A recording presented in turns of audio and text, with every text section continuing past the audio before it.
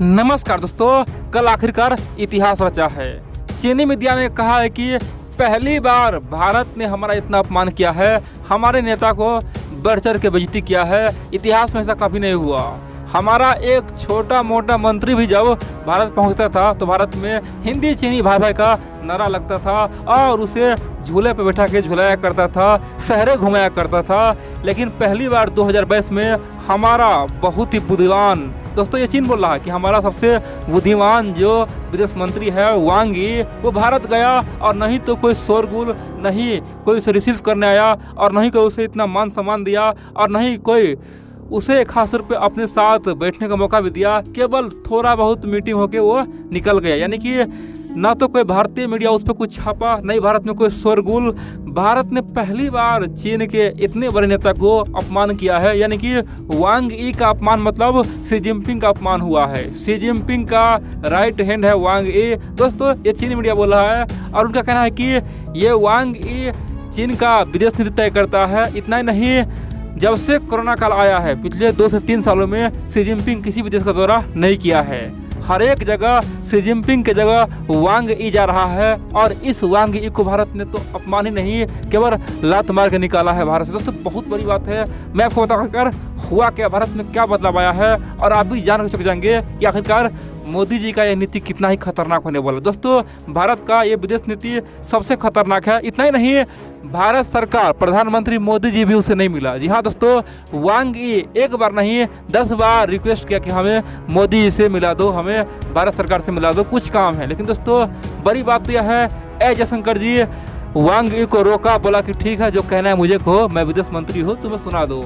और दोस्तों बहुत जिद करने के बाद अंत में जो अजीत डोभाल जी है ना, अजीत डोभाल जी से मुलाकात करवा दिया, ठीक है। लेकिन मोदी जी तक वांग यी को पहुंचने नहीं दिया। दोस्तों ये पूरे दुनिया के मीडिया में छाया हुआ है कि आखिरकार भारत ने कितना चीन का बेइज्जती किया। मैं आपको तमाम बातें बता आखिरकार हुआ क्या है और आखिरकार ये चीनी विदेश मंत्री भारत आया क्यों था। आखिरकार यूक्रेन मुद्दे पे भारत को क्यों तारीफ किया चीन बोला है कि भारत तो असली सुपर पावर है, महाशक्ति है, अमेरिका का औकात दिखा दे। दोस्तों ये बात चीन अपने मुंह से कहा, इसलिए मैं आपको तमाम बातें बताऊंगा। आप लोग पूरा वीडियो देखते रहिए। दोस्तों आप लोग वीडियो पूरा देखते हैं लेकिन वीडियो को लाइक करना ही भूल जाते हैं, इसीलिए आप लोग से निवेदन है जितना हो सके वीडियो को लाइक करें, चैनल को सब्सक्राइब करें और जितना हो सके कमेंट भी करें। और दोस्तों वीडियो को अपने दोस्तों में फैलाएं ताकि सबको पता चले आखिरकार दुनिया के इस रेस में भारत का क्या पोजीशन है। हम जानते हैं आखिरकार अब हुआ क्या है।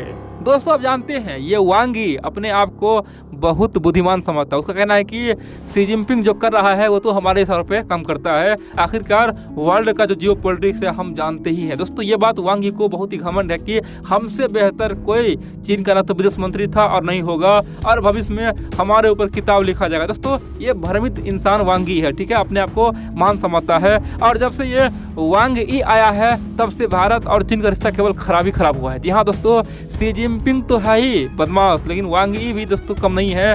विदेश नीति विदेश मंत्री तय करता है और भारत से रिश्ता इतना खराब कर दिया है ना, दुनिया देखता है। चीन का रिश्ता अमेरिका से कितना खराब हो गया है, जापान से कितना खराब हो गया, यूरोप से कितना खराब हो गया। दोस्तों ये सब वांग यी का देन है, शी जिनपिंग का देन है। लेकिन फिर भी इस बुद्धू को लगता है कि वो बहुत ही महान है। दोस्तों ऐसा उनका मानना है। अब हाल ही में क्या हुआ है, चीनी विदेश मंत्री वांग यी पहले तो पाकिस्तान पहुंच के भारत के खिलाफ जहर उगला, बोल दिया कि भैया कश्मीर का जो मुद्दा है वो पाकिस्तान के लिए इम्पोर्टेंट है, हम उसके साथ खड़े हैं, जो भी चाहिए, चाहे हथियार चाहिए, सेना चाहिए, हर कुछ से हम समर्थन देंगे, पावर देंगे।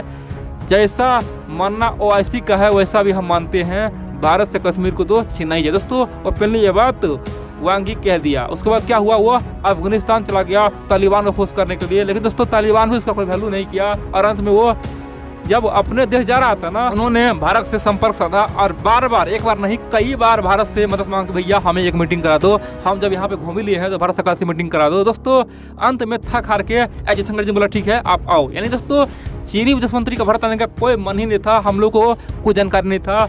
चीन की ओर से बार बार रिक्वेस्ट किया गया कि भैया कम से कम एक बार तो मिल लो। और दोस्तों अंत में चीनी विदेश मंत्री भारत आया, ठीक है दोस्तों, खेल यहाँ तक था। अब क्या है दोस्तों, अब जानते हैं जो बंदा भारत के लिए जहर उगले, क्या मोदी जी उसे मिल सकते हैं क्या? दोस्तों ये संभव ही नहीं है, क्योंकि दुनिया का मीडिया लिखता, देखो भैया आज से महज 2 दिन पहले ये चाइना वाले गया पाकिस्तान, भारत के लिए क्या कहने बोला, और अभी क्या है प्रधानमंत्री जी उसे गले मिल रहे हैं वांग यी से। दोस्तों इसीलिए पहली बात तो यह है, प्रधानमंत्री को एक बार नहीं 100 बार कहा कि हमसे मिलो, लेकिन भारत सरकार ने नहीं मिला।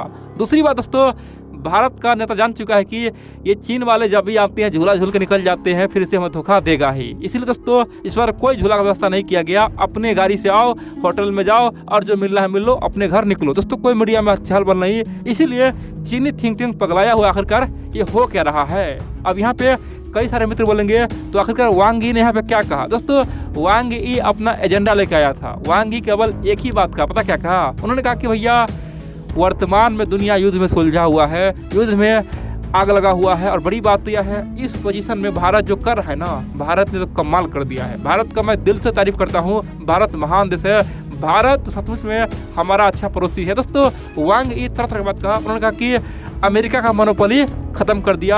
अमेरिका जो चाहा भारत ने ऐसा बिल्कुल नहीं किया। भारत का जो इरादा था वही किया, रूस का समर्थन दिया। मैं भारत का अब फिर से तारीफ कर रहा हूँ।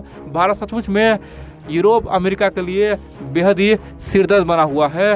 भारत का जो पावर है वो बढ़ा है, भारत का जो सोचने का तरीका है वो बढ़ा है। भारत का विदेश नीति बहुत ही कमाल का है।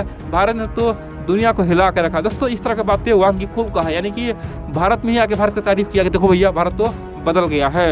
अब यहाँ पे कई सारे मित्र बोलेंगे भैया चीन आखिरकार ऐसा क्यों बोला कि भारत बदल गया है, सुपर पावर बन गया। दोस्तों चीन का भी मजबूरी है। देखिए आप जानते हैं जब ये यूक्रेन और रूस का युद्ध शुरू हुआ ना, उस समय सबसे अधिक चिंतित कौन था? चीन था। चीन को पता था कि भैया रूस के साथ आज कोई नहीं है, अमेरिका के साथ पूरी दुनिया खड़ा है और अगर इस केस में भारत जिधर जाता है उसका पल्ला भारी पड़ जाएगा। फिर तो क्या होगा, चाइना और रसिया का नाम तो खराब है ही, हमेशा हमेशा के लिए दुनिया इन दोनों को बदमाश के कैटेगरी में रख देगा। दोस्तों इसीलिए चीन मन ही मन चाहता था कि भारत हर एक मुद्दे पे रूस का साथ दे और दोस्तों हुआ भी। भारत ने हर मुद्दे पे, यूक्रेन मुद्दे पे रूस का ही साथ दिया है, चाहे जैसे भी हो घुमा फिरा के रूस का ही समर्थन दिया है। ये बात अमेरिका बोला भी, अमेरिका बौखलाया भी, अमेरिका ने क्या क्या नहीं कहा, यूरोप ने क्या क्या नहीं किया, लेकिन दोस्तों भारत ने खासतौर पे रूस का साथ दिया है। आप बोलेंगे चीन को क्या फायदा है? दोस्तों चीन को फायदा ये हुआ, अब दुनिया ये बोलेगा देखो भैया चाइना एकमात्र देश नहीं है जो रूस का साथ दे रहा है। चीन के अलावा भी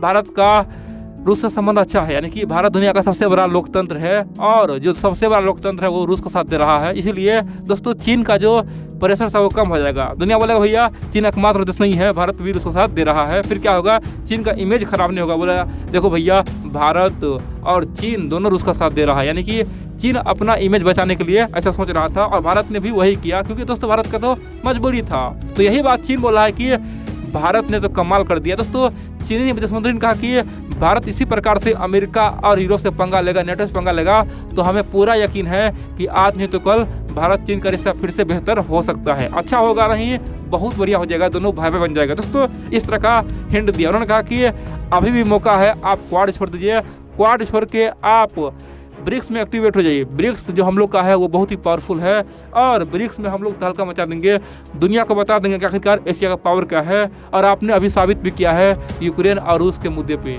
आपसे हमें यकीन है कि अब आप क्वाड को छोड़िए। आप बोलेंगे तो और क्या कहा? दोस्तों यही आप जानते हैं, हाल ही में अब चीन में ब्रिक्स का मीटिंग होने वाला है, तो उन्होंने मोदी जी को ब्रिक्स में आने का न्योता दिया। बोला कि आप आइए, चाइना विजिट करिए, आपका स्वागत होगा और भारत और चीन का नया मित्रता शुरू होगा और अब की बार भारत रसिया चीन मिलकर इतिहास रचेगा। दोस्तों तरह तरह की बात कहा, लेकिन बड़ी बात तो यह है चीनी मीडिया बौखलाया कि हमारे विदेश मंत्री को स्वागत क्यों न हुआ।